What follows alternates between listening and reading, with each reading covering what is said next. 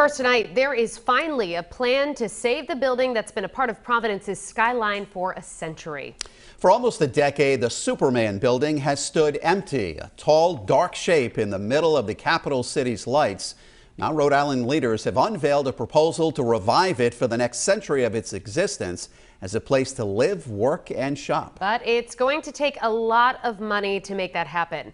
12 News reporter Steph Machado was at this afternoon's announcement. She joins us now live with what she's learned about the project and that price tag. Steph? Mike and Shannon, state leaders made this announcement today on the anniversary of when the Superman building was vacated 9 years ago. It has not had a tenant since.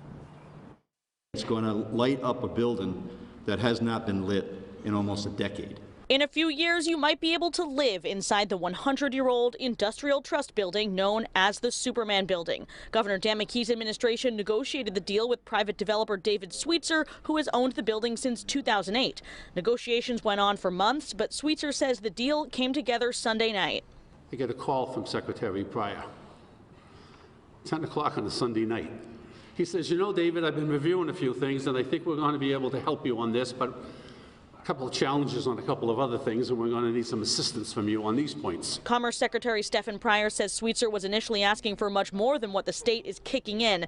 The total project cost is pegged at $220 million, which will include $26 million from the state, $15 million from the city, $5 million in direct money plus a $10 million loan, and $22 million in federal historic tax credits, among other funding sources.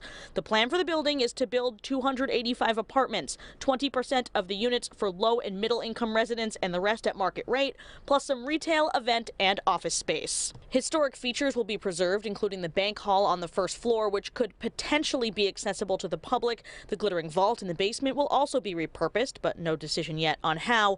The upper floors will be gutted to build those apartments, which Providence Mayor Jorge Elorza says are much needed.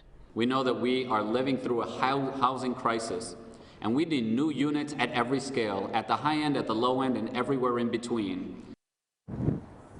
There are a number of city and state approvals that will have to happen before all of that money is approved. Plus, the developer is expected to seek a 30-year tax treaty here in Providence. But the developer says demolition inside the Superman building could start in 5 or 6 months. Live in Providence, I'm Steph Machado, 12 News.